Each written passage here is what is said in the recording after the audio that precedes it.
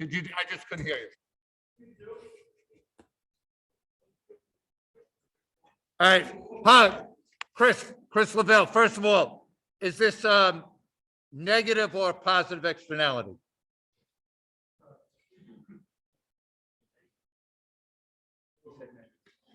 Chris, negative? How would I know that? All right, so it's a negative externality. So in a negative externality, I'll leave you alone for a minute here, Chris. Cameron, in a negative externality, are we under or overproducing?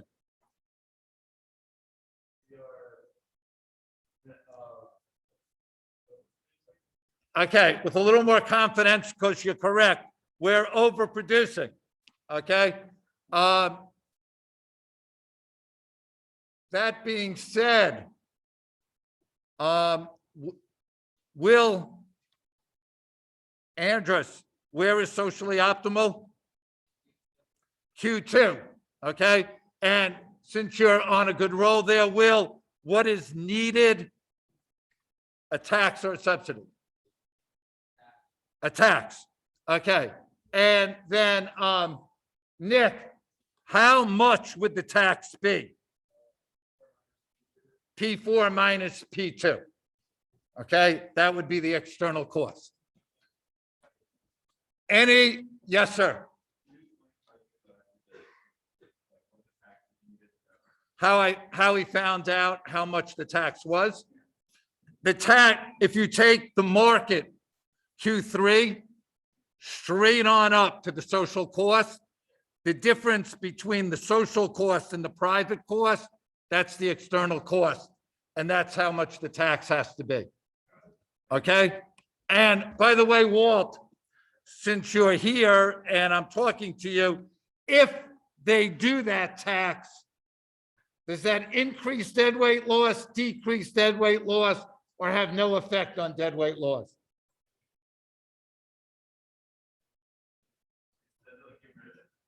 It gets rid of it, right? So it'll decrease deadweight loss to 0. All right.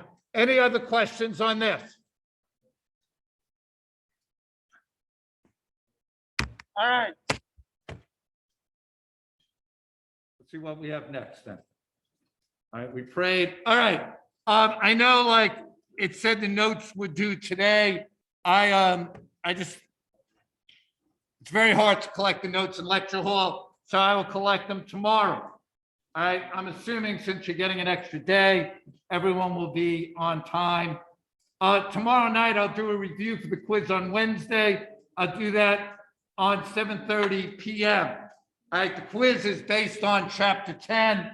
I also did a video breakout of all the questions on the practice quiz, plus things I think could be asked on the regular quiz on Wednesday. So I sent that link out. I'll send it out again.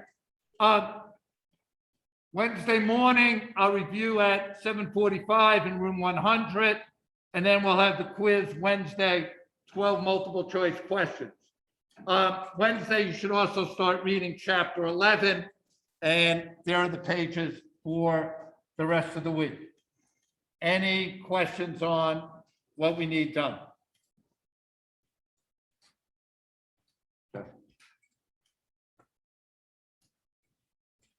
All right, I gave you a place in your notes. Could you graph a correctly labeled negative externality? Okay, I'll give you like a minute or two, a correctly labeled negative externality.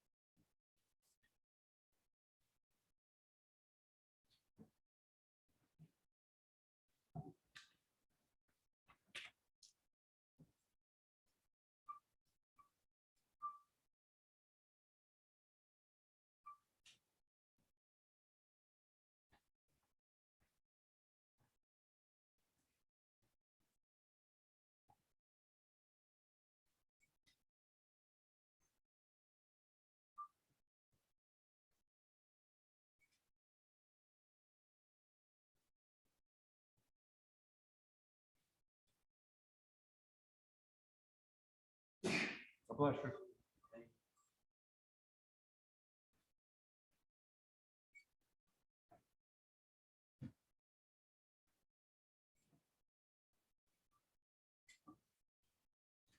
Give you another minute.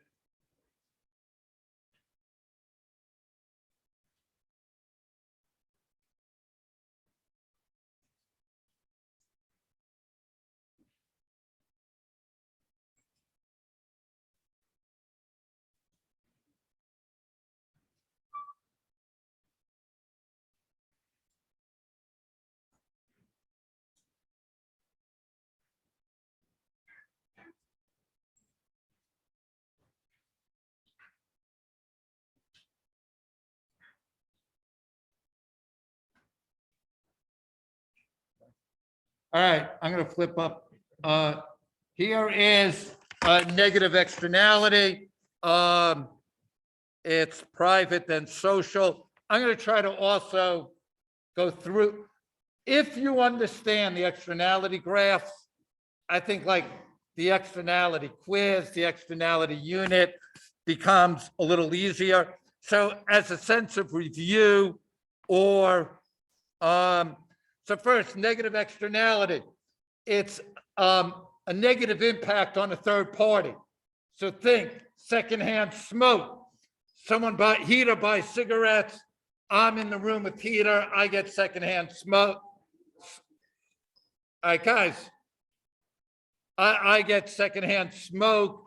That is the negative externality. People get pollution, lung cancer, insurance rates go up. I have nothing to do with it. That's a negative externality. All right, so the marginal social benefit, or in your book, he uses marginal social value. Same thing, just value and benefit. That's the demand curve. All right, so if we're thinking about cigarettes, the price is the benefit at free market, the benefit I would get from buying a pack of cigarettes. The marginal private cost is the cost for the company to manufacture and make that cigarettes. So that is the market value. What's not taken into consideration is where that line says welfare loss. That line could also be external cost or spillover cost. What is not taken into consideration is the secondhand smoke, the lung cancer, all the other costs to society that pollution or cigarettes have. Okay, so that leads you to the marginal social cost. What is marginal social cost? It's the private cost plus the external cost. Okay, and where marginal social cost crosses marginal social benefit, that is the optimal, where it says socially efficient or socially optimal. All right, notice the market at A is overproducing than the optimal at B. So for government to negatively incentivize people from smoking cigarettes, they put on an excise tax, making cigarettes more expensive, therefore knocking some people out of the market, and we go from A to B. Remember, when we get to socially efficient or socially optimal, there is no deadweight loss. I think I got everything there on negative externalities. Any question on any part of the negative externality? Yes, sir. If you take the market where you're at A and straight up to the second supply curve, that triangle is deadweight loss. So is welfare loss the same thing? Correct. Okay. Yes, sir.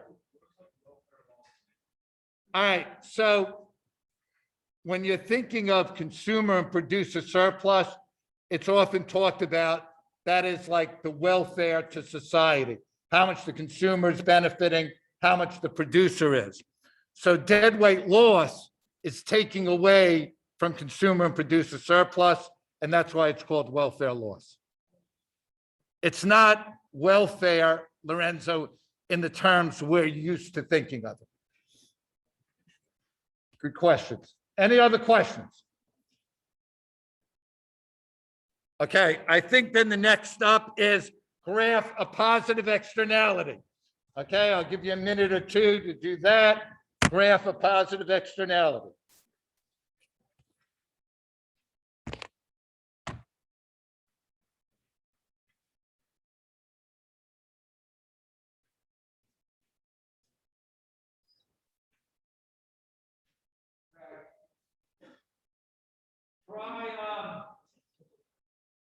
Try your best to do it. I gave you a spot, write it down.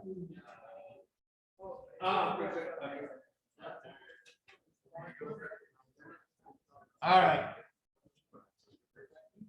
All right, try to do it the best from memory as you can.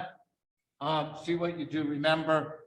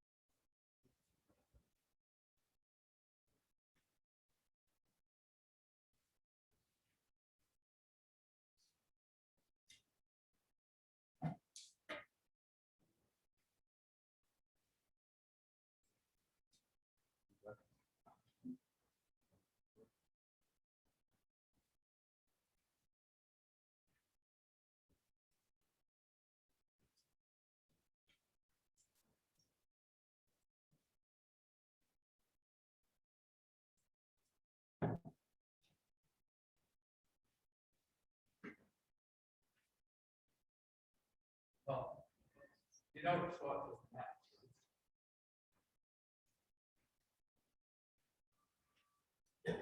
Okay, I'll give you another like 30 or 40 seconds.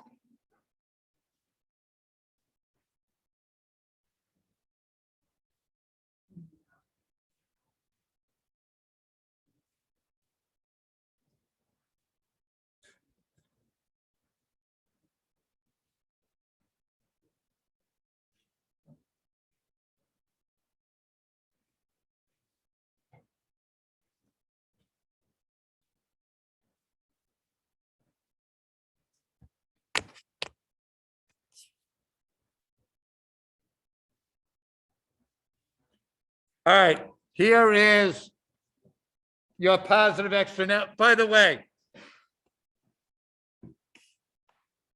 you could draw your lines parallel.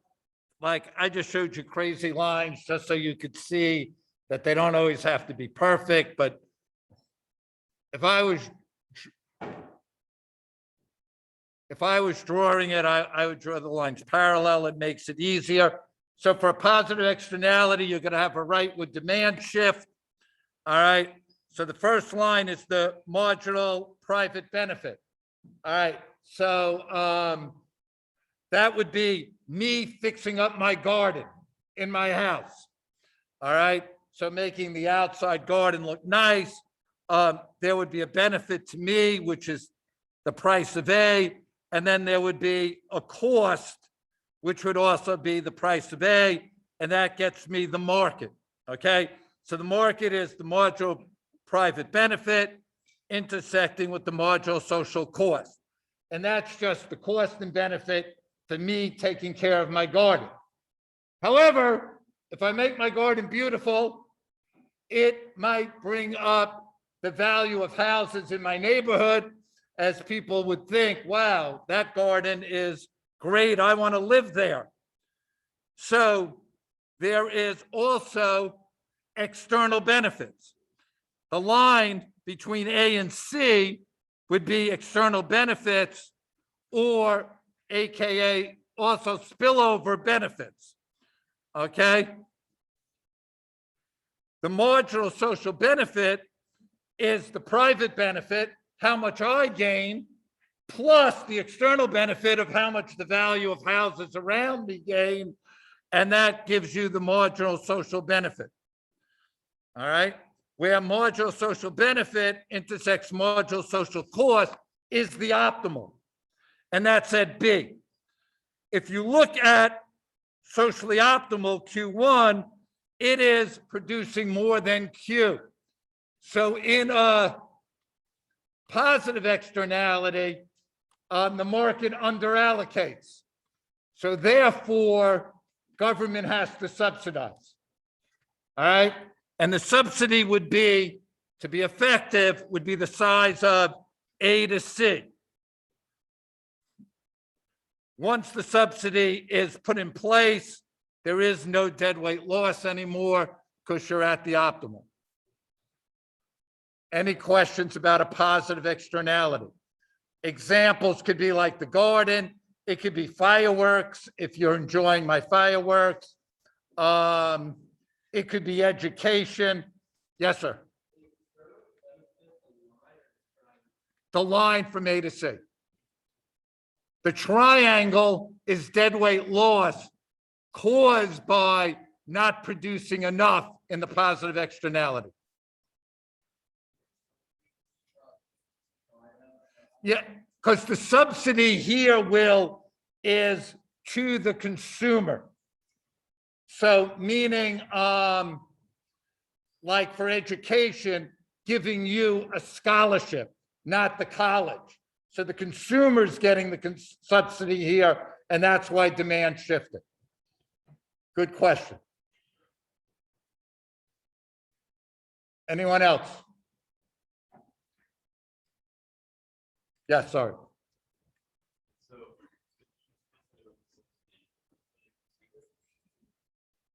Yes. So, well, guys, please, if you tax the consumer, that's going to shift demand the other way. It'd be worse, right? Yeah. And by the way, that wouldn't be a hard, they could ask something like that on the AP exam, even though it's the wrong way to make you do that, to see, do you understand? Because like sometimes you're just drilled, like subsidies shift, and externality shift right. So that's a really good question. Any other questions? Okay. If you could find a spare piece of blank paper on your outline, there's something the book covered that I didn't, that I want to just go over.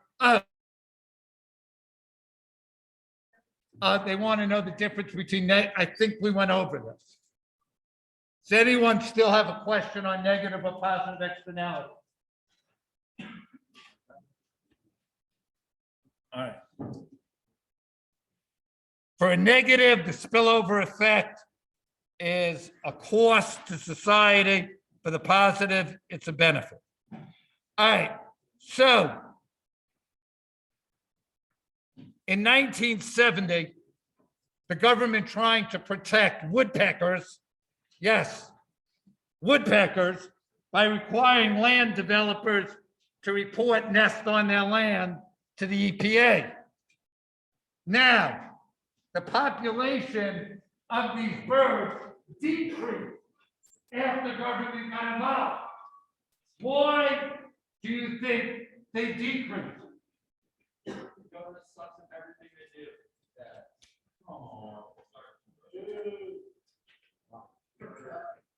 Hi, by the way, who you got for English? Mr. Ford, could you ask him for a better vocabulary word for subs? Thanks. I think last year I asked, he came up with a really good one. He told us to cut. The landowners destroyed a nest, so they were like the land. Yeah, the landowners destroyed the nest. Okay, and therefore they don't have to tell the EPA. So there it is. All right, and then assume that government wants to limit it from pollution.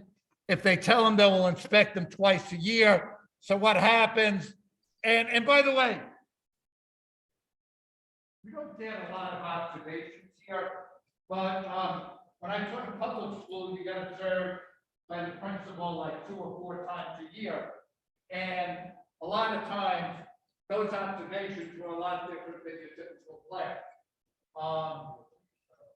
So like they were more orchestrated or whatever.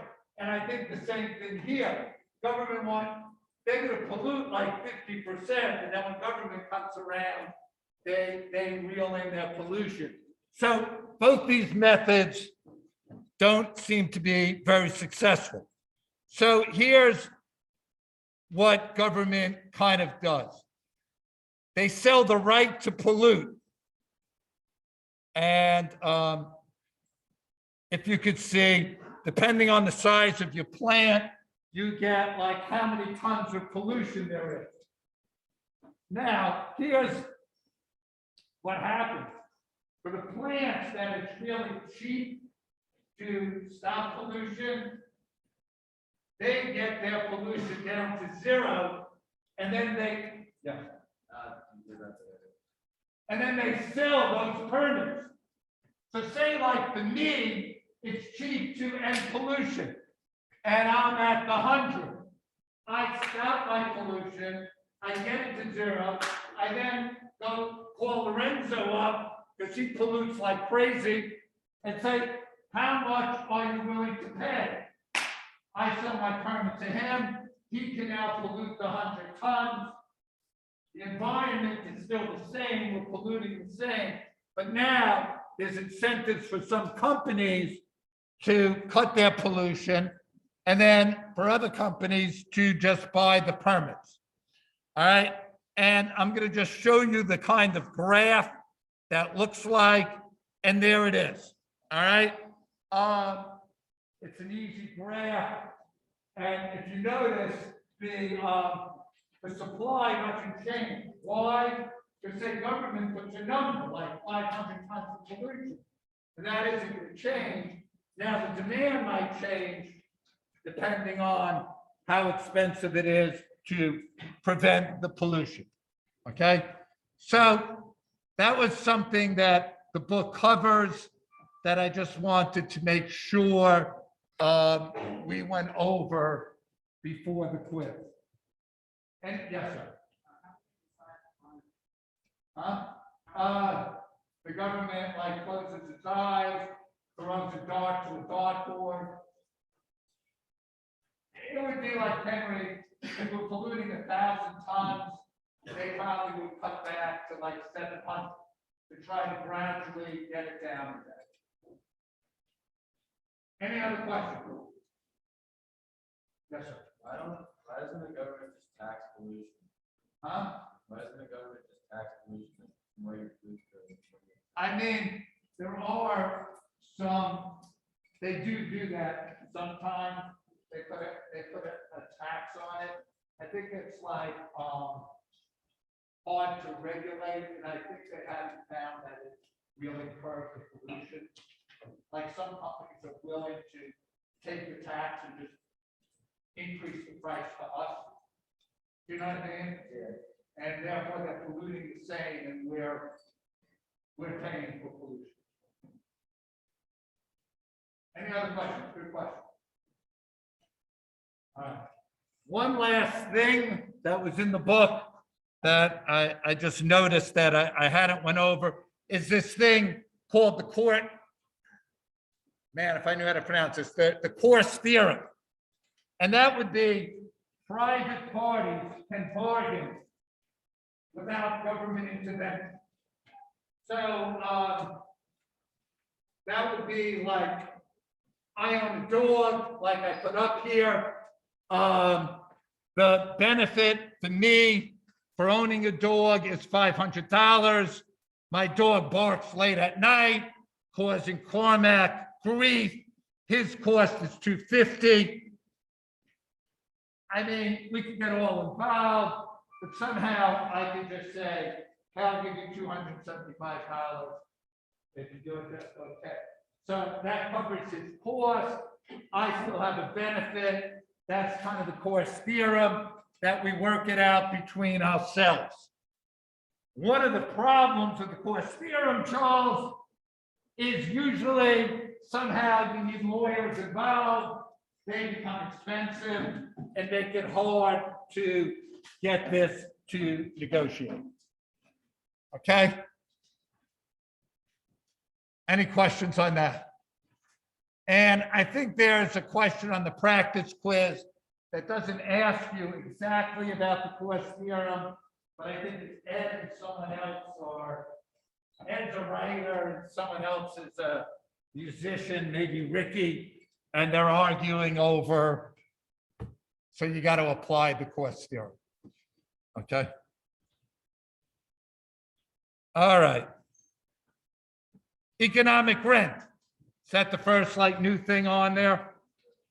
All right. So I'll give you a second to write the definition down of economic rent, and then I'll try to explain it and maybe give you a couple of graphs that will illustrate what economic rent is.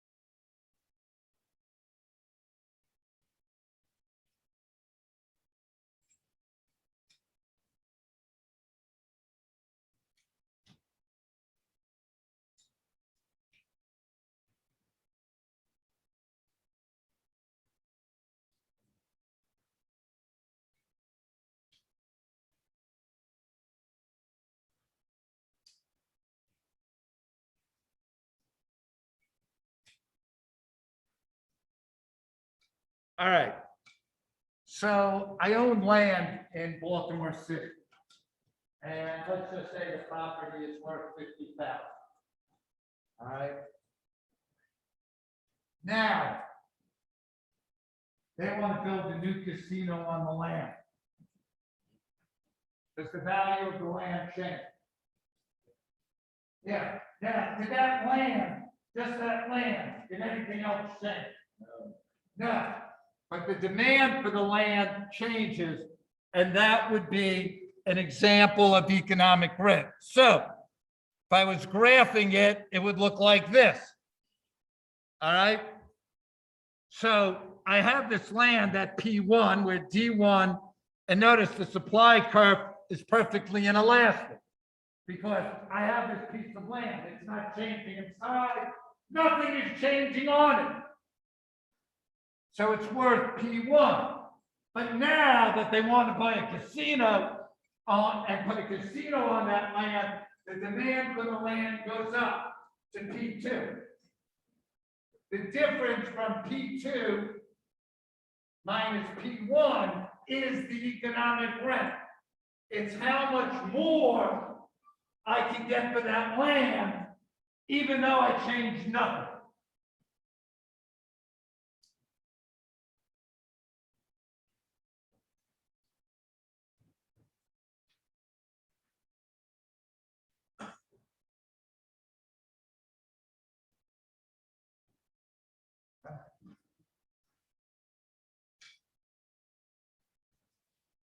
Any questions on that so far? I have another economic rent example.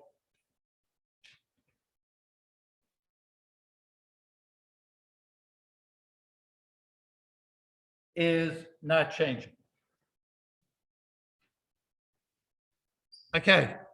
The second example would be if all of a sudden the research came out and said students doubled their learning if class sizes went from 20 to 10. Okay. Well, to get class sizes from 20 to 10, what would you need more of? Teachers. So the demand, the teachers aren't changing. They're not getting any better. They're not getting any worse. We just need more of them. And by the way, the demand for teachers would go up, and the difference between L1 and L2 would be economic rent.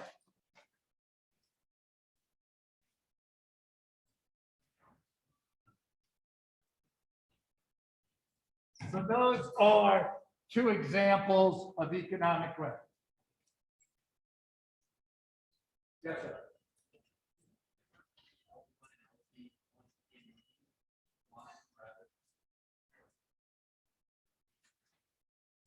Okay. Yeah, I know you were blunder, it's W1, W2. The economic rent should be W1 and W2. The different in wage. I'll put a blunder in when I get to the good job, Drill. I did look last year after Thanksgiving and my blunders really increased. What? That's a turning point. Yeah. Trying to get your per. Yeah. Huh? Oh, because it's teachers, so I thought wages. Any other questions? Yes. Guys, please. What is the shaded in there? Oh, that's going to be economic rent. Okay. All right. Yeah, I might be the only teacher alive who doesn't think class size is a real big factor. I don't. But all right, we're going to a quick review of the invisible hand here. Nice. This was in period 1. I mean, unit 1. All right. All the invisible hand really is saying is that the incentive, my own incentive to help myself is going to help the market. Because if I'm making computers and Mr. Owens makes a better computer at a cheaper price, why? For his own self-interest to make more money. That's going to motivate me to make a better computer than his at a cheaper price for my own self-interest. So the invisible hand is that if you leave the marketplace by itself with no intervention, the motivation of self-interest will balance the market, okay? And that should work in most markets, okay? Again, we already talked that some markets fail. And we did this prior, so I'm going to skip. And here are the 4 market failures again. We did externalities. The next thing we'll start talking about is public goods. Okay, and then we'll do monopolies and unequal distribution of income. Okay.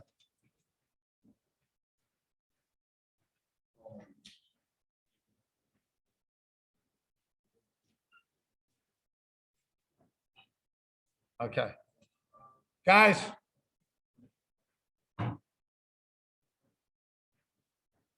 Can we?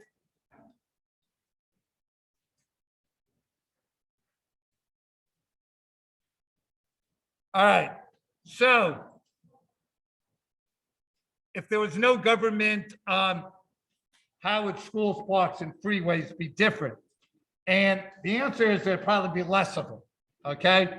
So the two things here, the public sector is the part of the economy that is primarily controlled by the government. I think this is a perfect time to end the lecture. Have a great day.